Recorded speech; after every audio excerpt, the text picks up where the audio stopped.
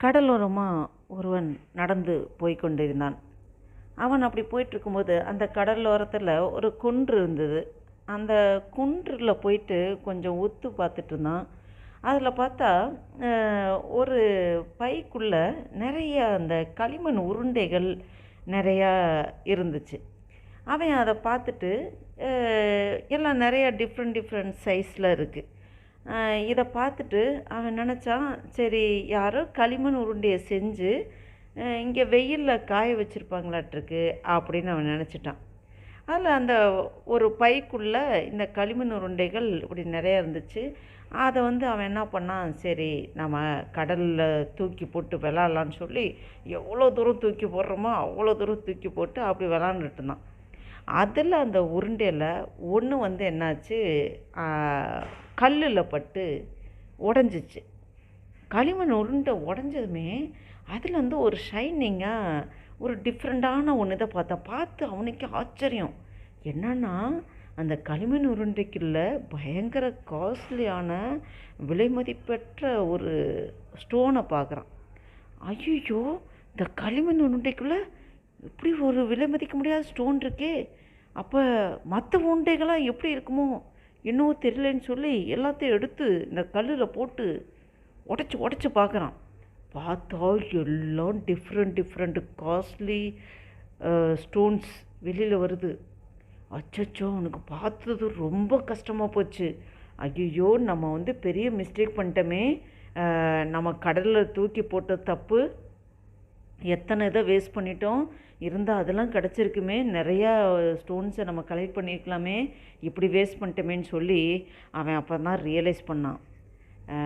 என்ன தேவ பிள்ளைகளே, இந்த ஸ்டோரி மூலமாக நம்ம என்ன தெரிஞ்சுக்கிறோன்னா, நம்ம வாழ்க்கையில் அநேக மனிதர்களை பார்க்குறோம் இல்லையா, நிறைய மனிதர்களை பார்க்குறோம். ஆனால் அவங்களோட வெளிப்புறத்தை மட்டும்தான் நம்ம பார்க்குறோம்.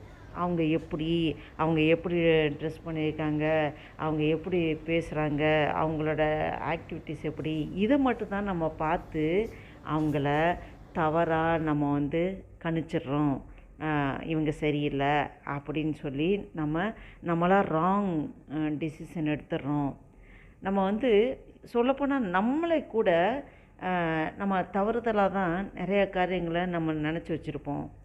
அப்போ இந்த மாதிரி ஒரு ட்ரெஸ்ஸை போட்டு ஒரு வெளிப்புற அந்த அப்பியரன்ஸை பார்த்துட்டு நம்ம மற்ற இந்த டீசெண்டாக ட்ரெஸ் பண்ணிட்டு வரவங்கள பார்த்துட்டு, ஓ இந்த பீப்புள் சரியில்லை, டீசென்சியாக இருக்காங்களே, இவங்க தான் கரெக்டான ஆள் அப்படின்னு சில டைம் நம்ம ராங் டிசிஷன் எடுத்துடுறோம். தவறுதலாக அவங்க நினச்சிடும். அது தப்பு. அப்படி இருக்கக்கூடாது. நம்ம அவங்களுடைய உள்ளத்தின் ஆழத்தின் அந்த சுபாவங்கள் அதை நம்ம பார்க்கணும். அவங்களோட பழகி பார்த்தா தான் தெரியும். நம்ம வெளியில் அவங்கள வெளிப்புற உடைகளில் நடவடிக்கைகளை பார்த்து நம்ம எப்போவுமே கணிக்கக்கூடாது. நம்ம அவங்களுடைய உள்ளத்தின் ஆழத்தில் அவங்களுடைய இன்னர் அன்பு எப்படி இருக்குது அதை தான் நம்ம பார்க்கணும்.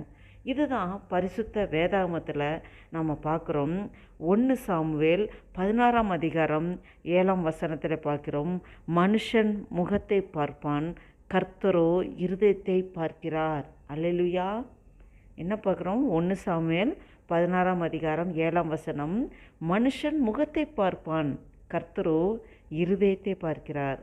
ஆமாம் தேவ பிள்ளைகளே, நம்ம யாரையுமே அற்பமாக நினைக்கக்கூடாது, யாரையுமே நம்ம கேவலமாக நினைக்கக்கூடாது. ஒவ்வொருத்தருக்கும் ஆண்டவர் விசேஷத்தை தாளந்துகளை வச்சுருக்காரு. நம்ம எப்பவுமே அவங்களோட நம்ம பழகும்போது தான் அவங்க இருதயத்தின் ஆழம் புரிஞ்சுக்க முடியும். ஆம் என் தேவ பிள்ளைகளே, மனுஷன் முகத்தை பார்ப்பான், கர்த்தரோ இருதயத்தை பார்க்கிறார். இருதயத்தை ஆராய்ந்து அறிகிறவர் தேவன் ஒருவரே. நாம் யாரையும் வெளிப்புறத்தை பார்த்து தவறுதலாக கணித்து விடாதபடி நாம் கர்த்தர் பார்க்கிற விதமாக பார்ப்போம். கர்த்தர் நம் ஒவ்வொருவரையும் ஆசீர்வதிப்பார். God bless you.